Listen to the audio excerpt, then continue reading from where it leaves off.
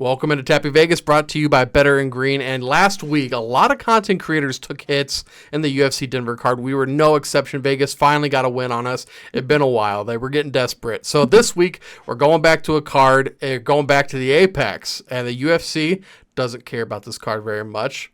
Not a lot of people care about this card very much, but we care enough to cover it and talk to you guys, let you know what picks and what fighters we are on. Bobby, are you ready to get into it, man? Yeah, I'm ready, man. Let's do it. The first one, the lesser Usman. We got Mohammed Usman versus Thomas Petersen, and this is a mismatch just from the photos. You dig deeper into what these guys are like. You got Mohammed Usman, I believe, brother of Kamaru Usman. Is that correct, Bobby? Yes, he's Kamaru's brother. He's a super athlete. I believe he's like a D1 football player, KO power. Not a huge fight IQ, but it's heavyweight, so a lot of these guys don't have very high IQs. You're looking at Petersen. He gasses. He's just a fat middleweight that's fighting up. There is no reason for him to be in the heavyweight division.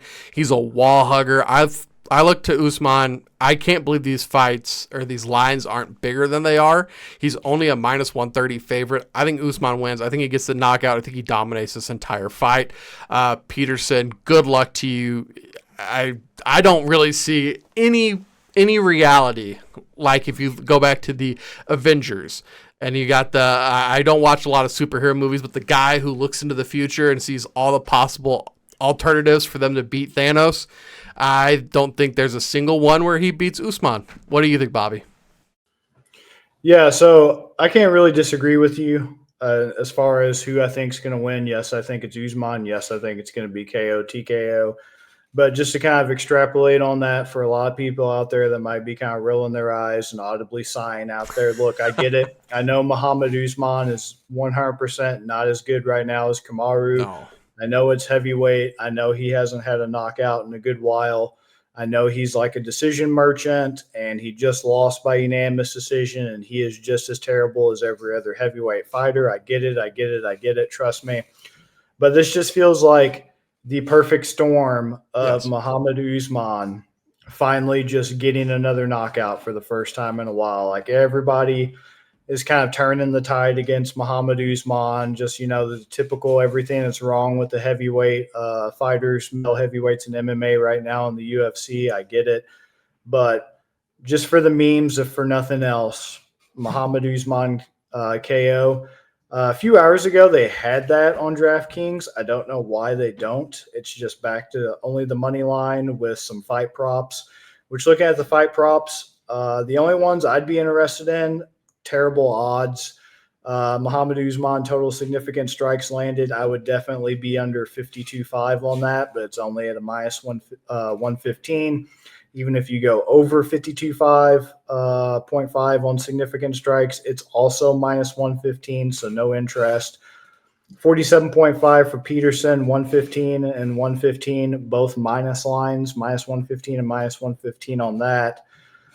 Takedowns, I'm not even going to get into takedown props on this fight. I do think it's going to be a nasty, disgusting swing and bang fight, 100% heavyweight MMA at its finest. And yeah, I just think Usman's got a lot of power. I think he's going to have something to prove. Definitely, like you were saying, the better athlete. And then Thomas Petersen, the last thing I'll say about this fight that makes me think Usman might get the KO is Petersen was KO'd at LFA 2 years ago, April 15th, by Waldo Cortez Acosta. So if Waldo Cortez Acosta can KO him, I know it's MMA math, but like Mohammed Usman probably hits harder, if I was to venture a guess, than Waldo Cortez. And Cortez Acosta from Robles displaying the Cuban heavyweight next coming of Francis Ngannou we were in on back in May, that Cortez Acosta just made it the most boring fight ever and just held him down like a wet blanket. So, yeah, that's what I got. I'm the same with you on that. We're seeing it the same way. And to clarify, I want to make sure everyone knows I'm on the money line because it's minus 130. I doubt if you take KO, you're going to get a much better line. It might bring it to positive, maybe 110. I don't think the 40 cents is worth in case Petersen can survive long enough to make it a decision win for Usman.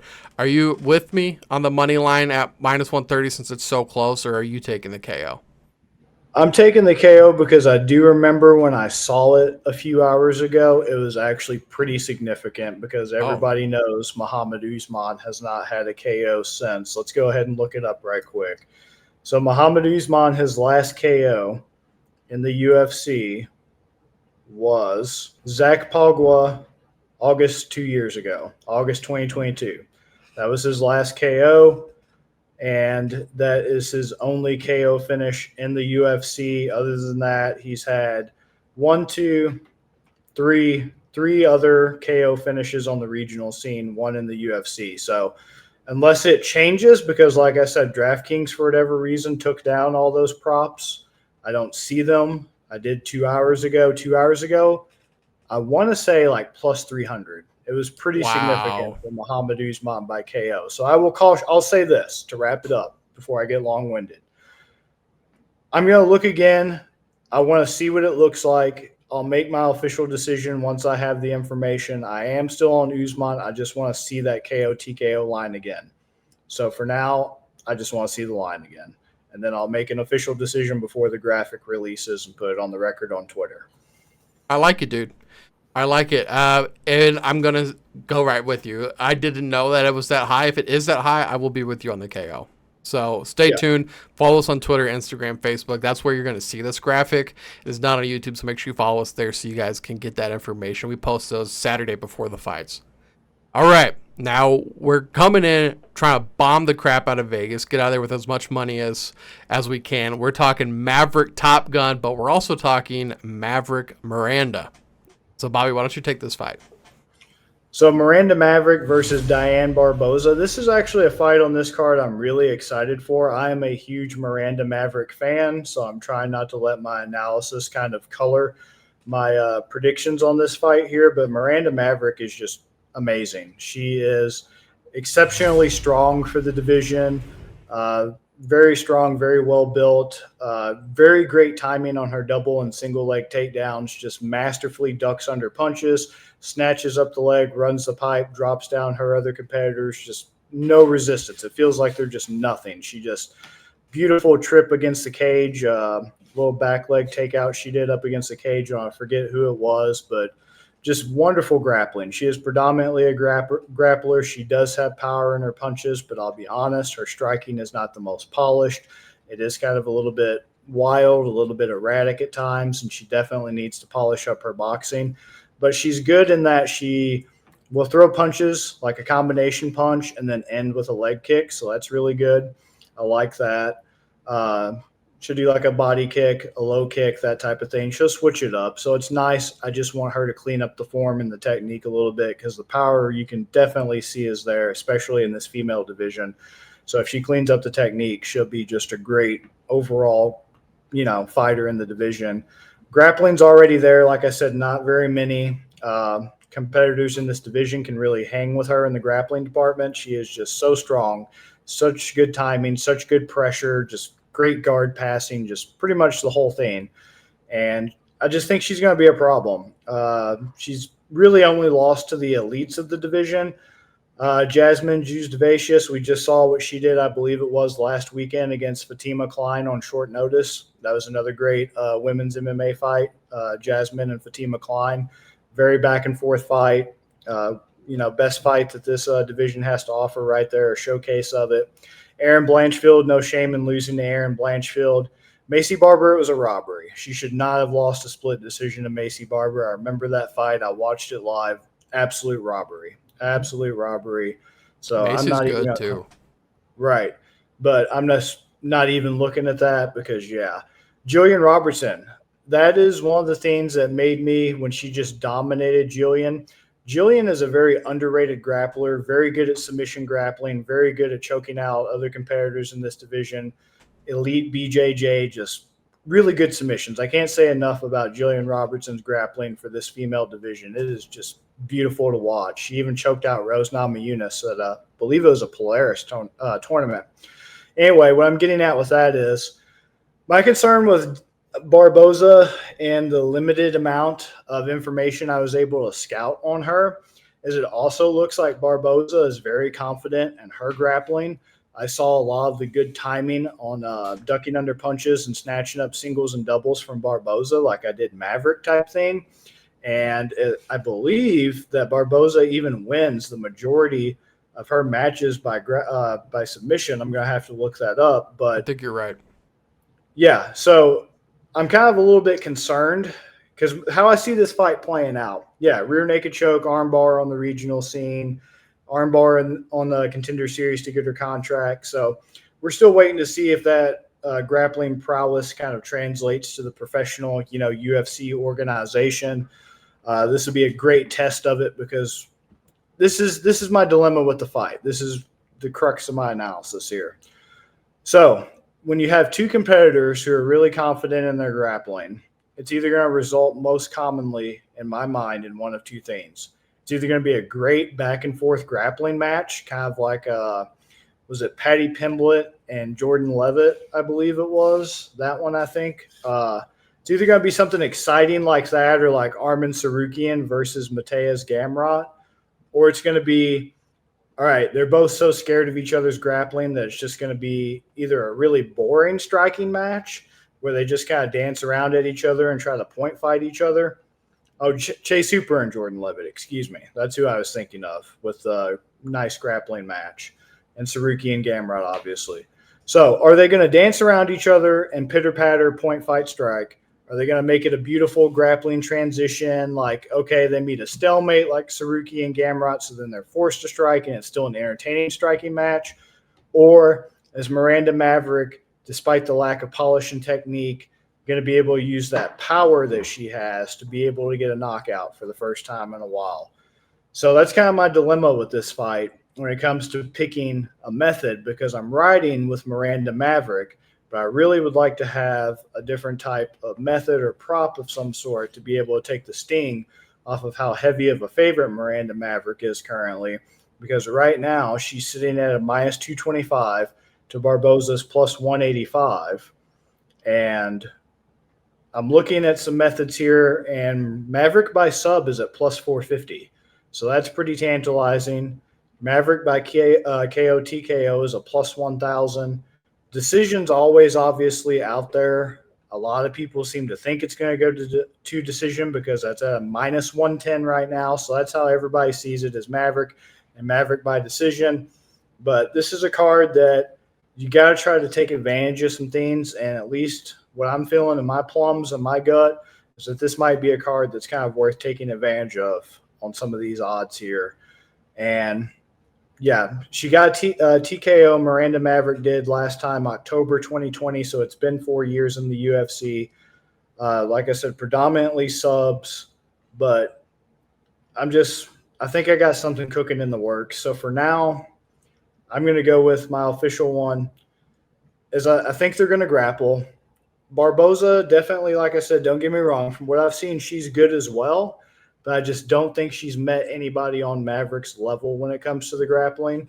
I just think Maverick's going to be smart. She's going to get the takedown. She's going to pass immediately. She's going to hold position. She's going to do well with position. And I think she's going to be able to find the sub because she's found it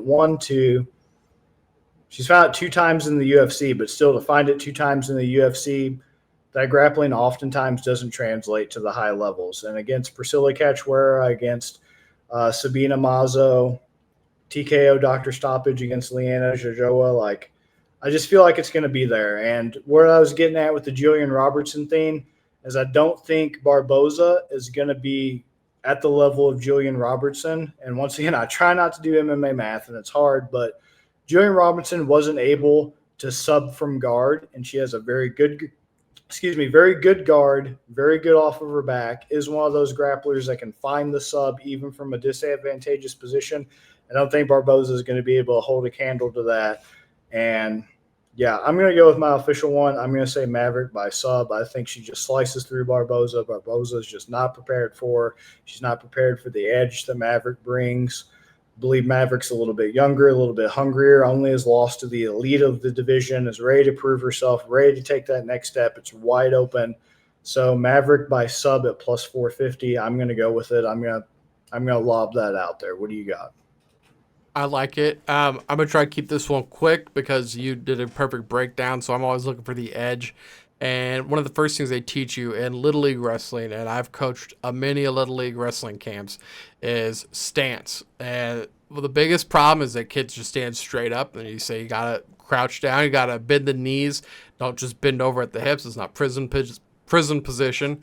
A big thing that we teach that is because if you're standing straight up, it's super easy to take you down. And watching the tape, I thought there's not a lot to watch on Barbosa, but what I did see looked like she's standing straight up. And I just think that's going to play so perfectly into Miranda Maverick's strength, which is her wrestling. A lot of sharp money coming in on Barbosa. 81% of the bets are on Maverick, but only 56% of the money. I think part of that is because we haven't seen a lot of her, so there's that aspect of the unknown, and you can get it at a plus 185. So I think people are just fading Maverick here. I think that's a mistake. I could see a sub, but one of the things with Barbosa is I think she's got that sub aspect to her game. So I think that Miranda Maverick's actually going to try to stay away from grappling exchanges unless she's taking her down and pounding her, because I don't think she wants to engage in trying to get her to tap. I think she's just going to try to get in, take her down, and beat her to a pulp. So I'm looking. Also, I do kind of like the decision, too, because I think this could be kind of like a point fight where Miranda Maverick gets the control time, she beats her up, and then just gets out with the win. So I can get the double method right now. Miranda Maverick, KO and decision at minus 155. Still not great, but I can bring it down from the minus 225 it's currently at. I like it, and I think I'm going to take that route. It works out perfectly for what I think I have lined up in my head later for Haymaker, so I love it. Bookmark this analysis, guys. It's going to come back later for my Haymaker. Bookmark. All right, the next fight, we got Brian Kelleher versus Cody Gibson. This is a fight of two older guys, both late 30s, have a lot of wear and tear, and they're both kind of riding cold streaks right now. Brian Kelleher, 3 straight first-round losses. Yikes. He's easily taken down. I feel like he's got some low fight IQ. He can get backed against the fence fairly easily. Cody Gibson, he's a twitchy striker. He fights off the fence. With this guy, he doesn't want to be just held, and we see so many. That's when the crowd starts booing. Guys just holding each other up against, getting little shots here and there. He's really good about circling out of that. He's got the karate boxing style, and this is where I think the edge is, because I think he's going to be able to avoid the damage that Kelleher is going to be bringing at him. I think he can, even if he doesn't get the knockout, I doubt there's going to be a sub in this fight. 83% of the bets, 82% of the money. Everybody's pretty high on Cody Gibson, so I think I will take Cody Gibson at minus 205. I don't think I like anything enough in this fight to take a method, so I'll just take Cody Gibson money line, and outside of that, I don't have a strong lean. What do you think, Bobby? Yeah, at first I was going to pick Brian Kelleher, but I'm trying to rein in and be responsible here. I am trying to lob it up, but also be responsible. Yeah. You pretty much hit the nail on the head. I have nothing else to add other than the same thing. I'm riding with you on this one for Cody Gibson money line. I don't feel confident enough in anything because the more I think about it, it's like, yes, he is on a 3-fight skid, but it's to the elites. It's to Umar. It's to well, Cody's not. Cody's not elite. So that was, I guess. He was a champion. He was a champion at one point. So he's not just like. That's true. That's cabbage. true. It's just. I mean, there's no shame in getting knocked out because that's what Cody's known for since the second TJ fight now is like cold streak. Oh, my God. He knocked out, I think it was Renan Barao at the very last second. I think I showed you that buzzer beater where it's like bell rings, bow, he's dead. And then same with Brian Kelleher in the first round. So, yeah, I'll just keep it simple. Try to make sure that we're not losing too much. Cody Gibson money line for me, too. I love it. Okay, take this next fight, and I like this one a lot. This might actually be, I think, possibly the most exciting fight on the card. Ooh, that's interesting. This is Yeong versus Hyder Amil, and I'm racking my brain on the odds on this, trying to figure out what am I missing. What am I missing with this fight? Because Hyder Amil is undefeated at a plus 164. Yeong is a minus 198. They say Drake is October's own. Jeong is February's own. This man fought February this year, February last year in the UFC. he just always fights in February. He's never active other than in February. February's own Yeong here. So I just watching tape on Hyder Amil, the biggest thing that jumped out to me was there was a fight, I believe the guy was Chase Young. I'm going to look it up as I talk, where he was getting dominated in the grappling. Chase Gibson, excuse me, that's the fight. Chase Gibson and LFA was the fight I was watching for Hyder.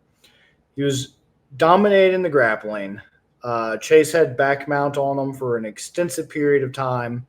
Almost had the rear naked, sunk in a few times. Hyder did do a good job hand fighting, obviously being defensively sound. He did not get choked out. And the very next round, I believe it was, when they started standing, he actually knocked out Chase. So I was like, how the hell does he win this fight? Well, in round 2, when the fight started, after he got dominated and won in the grappling, he's like, all right, I'm going to head out, and ended the fight.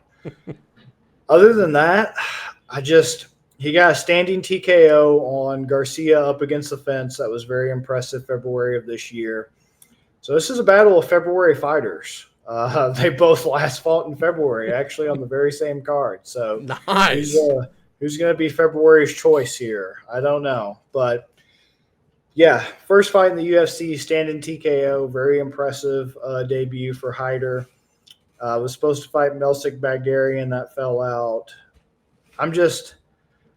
Jeong looks good on tape, don't get me wrong, but there's also nothing about him that stands out, though. There's nothing. I mean, his grappling's good, so maybe that's where they're getting the minus line for him, as it does look like his grappling's pretty good from what I've seen. Maybe they think it'll be another repeat of the Chase fight for Hyder here.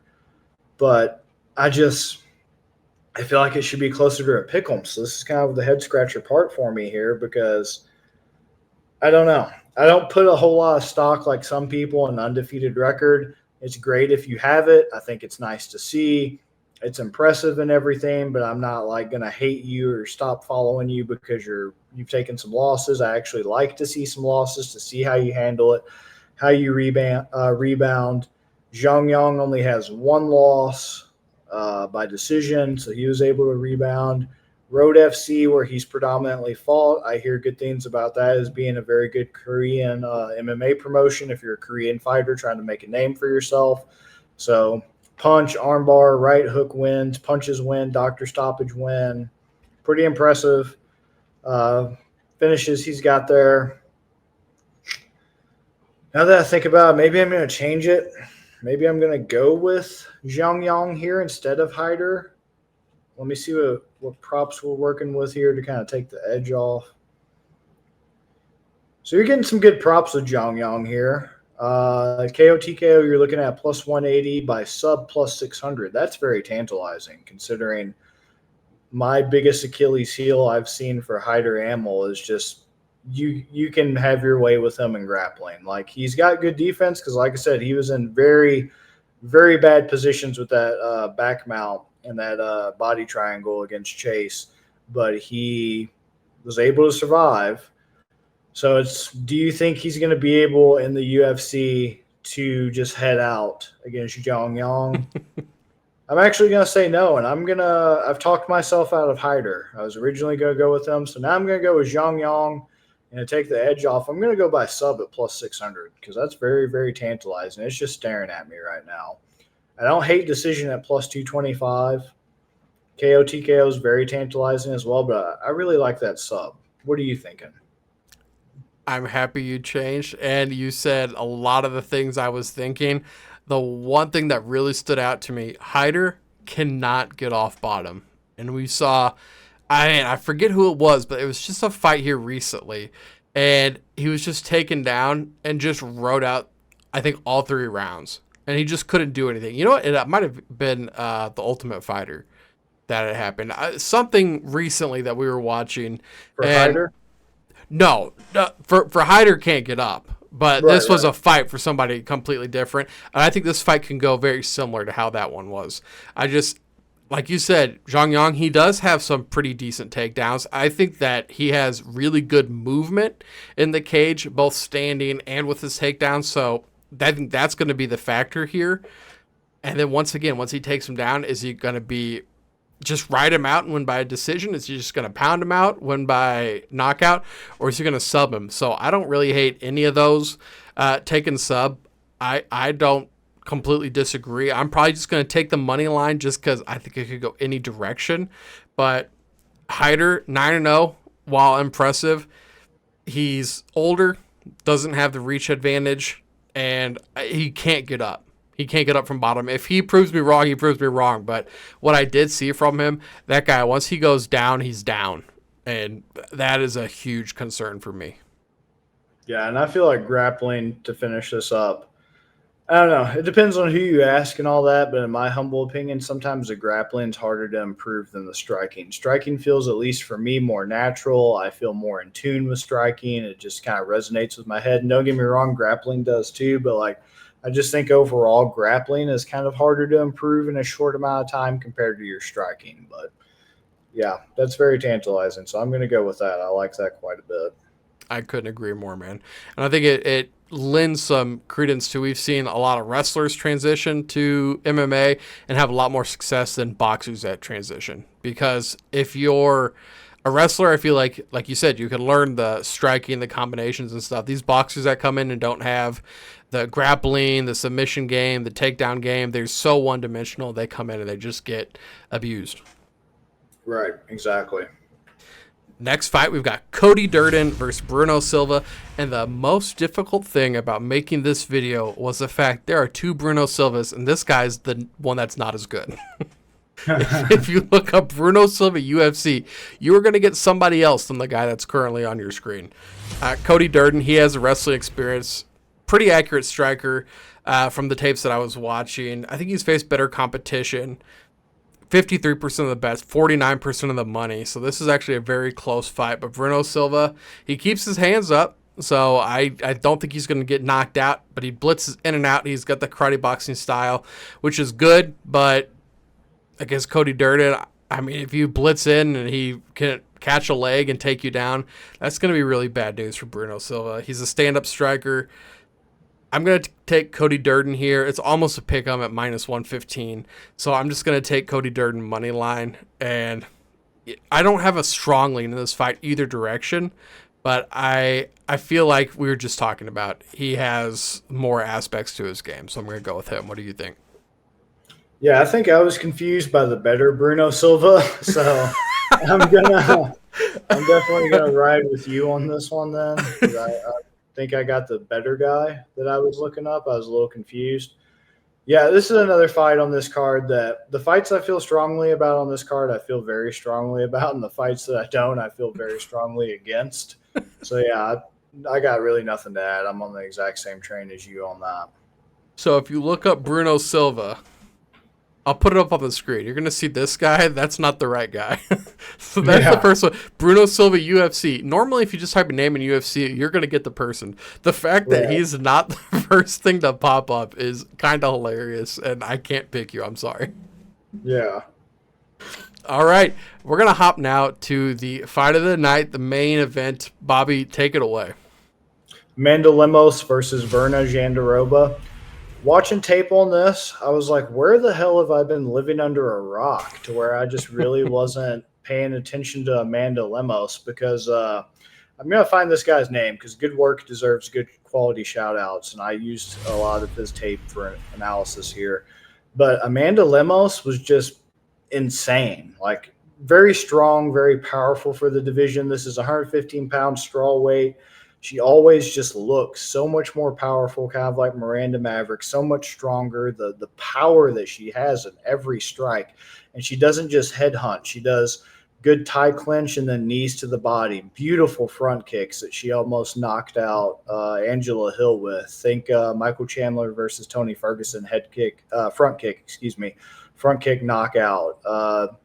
What was it? Anderson Silva versus Vitor Belfort, that front kick knockout. Like, beautiful. I'm really surprised she hasn't had one in the UFC off of that, how great that front kick is. It is just money. She wobbles them with it, but she hasn't got the finish yet. I'd like to see it. That'd be cool.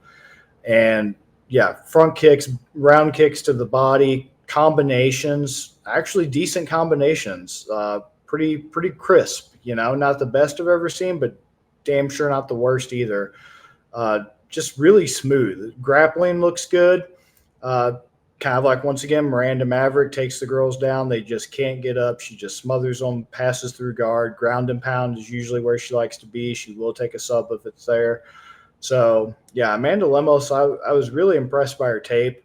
She is, I definitely think, an elite of the division. She is 37, which is getting definitely old for the division and everything, but she's only lost to really great, basically former champs. Zhang Weilai, when she fought for the belt August last year, no shame in losing to her. This is going to play a part in my analysis. Took Mackenzie Dern to a unanimous decision, beat her, didn't get caught in any of Mackenzie Dern's subs because obviously we know Mackenzie Dern, if she has an opportunity, that's her only route to victory is a sub. Beat Mahina Rodriguez, who I'm very, very high on in a standing match. Did not get decisioned, which is what I thought would happen. TKO'd her, actually. TKO'd the waifu. Michelle Watterson choked her out. Lost to Jessica Andrade by an arm triangle choke. That's my biggest concern. But once again, Jessica Andrade is a former champ. I already mentioned Angela Hill. Lost her debut, but other than that, she only has 3 losses in the UFC. She's been around for a while, since 2017. I didn't realize she had been around that long because she just got her title shot last year against Zhang and everything. So, no shame in losing your UFC debut. That happens. Great rebound. Went on a 5-fight win streak until she lost to Andrade by arm triangle choke. It was a standing arm triangle choke, which is leading me to not be too concerned about the grappling because I really just think it was a freak thing where Andrade is not normally known for getting those type of duck under takedowns like she did. But it was actually beautifully executed by Andrade where she did a duck under one of Lemos's wild punches and actually came up, pushed her up against the fence and got the standing arm triangle from there. Kind of shades of Brock Lesnar versus Shane Carwin, except Brock took Carwin down and finished it from the mat. Andrade chose to stay standing, which is a very viable and underrated, in my opinion, finish in the UFC. And just in MMA in general, you should look to utilize in your own arsenal. But that's a different story. So what I'm getting at with this is she just seems very well-rounded. My only concern is the age, but Jandiroba is no spring chicken herself. Jandiroba's been around for a while, but Lemos is just so well-rounded, so powerful, so strong, just all these attributes that are hard to find in women's MMA she possesses. And like I said, her striking is very crisp by MMA standards. Combination punching alone is a huge advantage. Good guard passing. I don't think, like I said, she's careless. I just really think it was a freak accident type thing. Jandiroba is not really much of a grappler. She does have 2 UFC grappling wins on her resume against Felice Herrig. That's not too impressive, and Mallory Martin's not too impressive. But I think Lemos is going to be smart. I think she's going to quickly realize that she has that power advantage and that she probably has the combination punching and everything. And then, even though she's 37, Jandiroba's 36. Jandiroba's been around just as long, not in the UFC, but just fighting in general. She's been around since 2013, has a lot of wear and tear similar to Lemos, so I'm not too concerned with any discrepancies there. I just don't get – this is another one where I'm looking at, Vegas sleeping at the wheel here, and after everything I've seen with Lemos, how well-rounded she is, her striking, her grappling and everything, and the only red flag to me being the Andrade standing triangle choke. I'm very shocked I can get Lemos as a plus 114 and Jandiroba as a minus 135. Another reason why I think this should be a pick 'em, basically. However, let me see here. Let's see what the props are. Lemos by KO, TKO is a plus 215, and by subs a plus 1400, by decisions a plus 500. You're making money no matter what. Hand over fist with this one. So I'm going to go with Lemos. I'm going to go by Lemos by decision, maybe.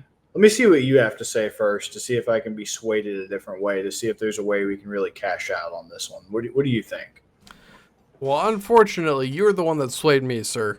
There were 2 reasons that I liked Virna. One is I was going to talk shit on her because of her looks, but she slapped my ass, and I had nothing to say to her. She scared the shit out of me.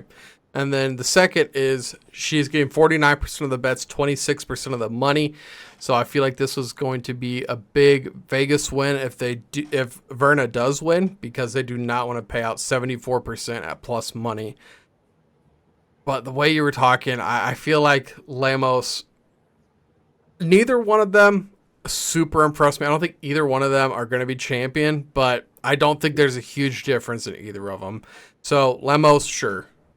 I feel like one of the things that she struggles with is grapplers, and Virna, I think she's got good takedowns, but at the same time, Virna, I'm a big proponent of who have you face, and she has not faced the same people Amanda Lemos has faced.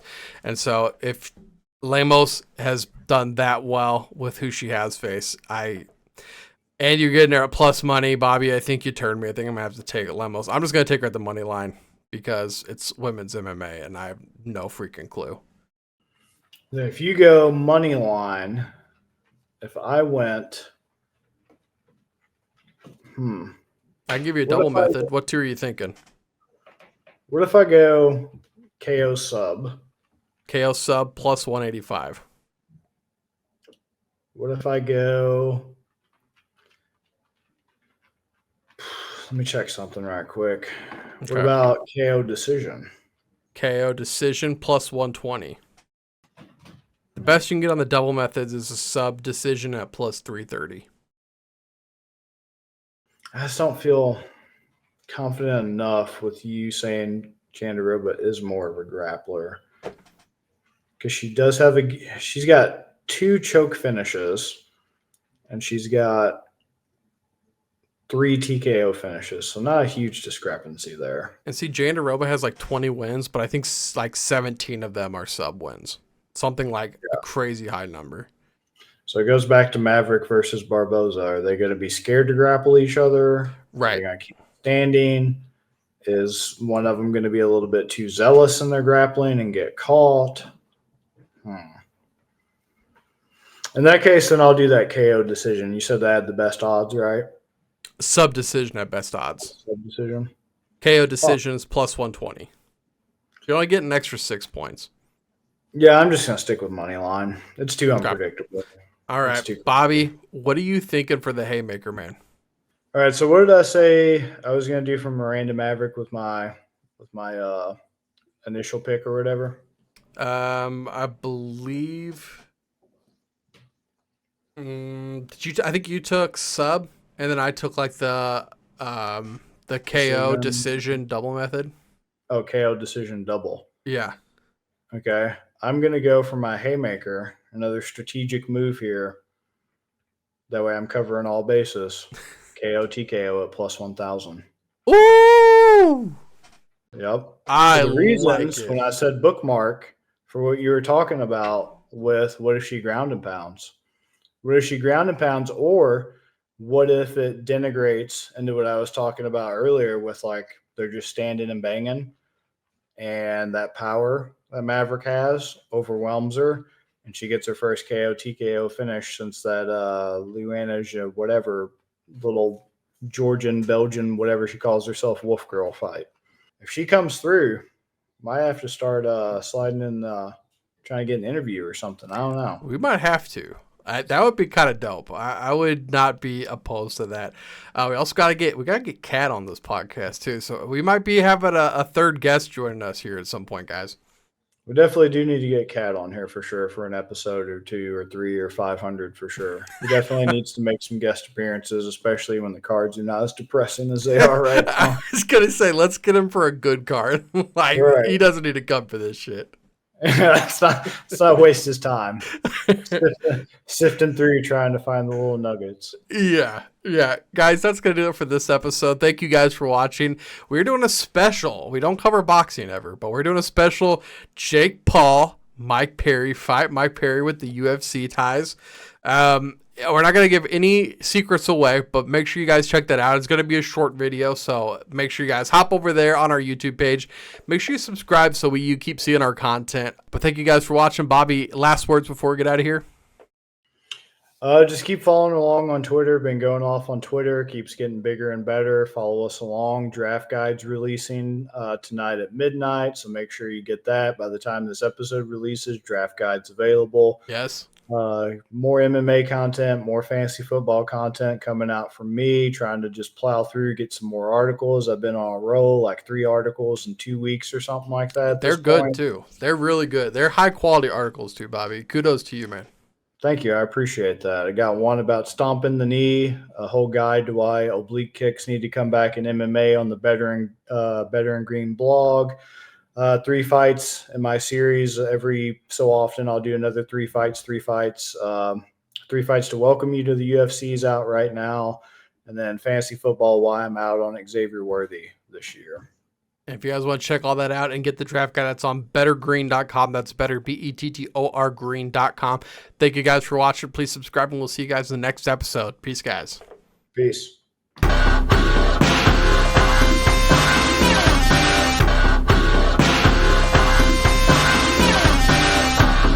You better start listening to the Better and Green podcast. You will not regret it. Trust me, trust me, trust me. And hey, I'm Dean Blandino. Welcome, welcome, welcome to Better and Green, eh? To Better and Green, eh? To Better and Green, eh? Listen in and cash out. That's what it's all about. Come on, let's make cash now. We always on spot and we cover all spots from the bottom to the top, hey. Shout out to Ethan, shout out to Wyatt, shout out to Ben. Welcome, welcome to our podcast, Better and Green.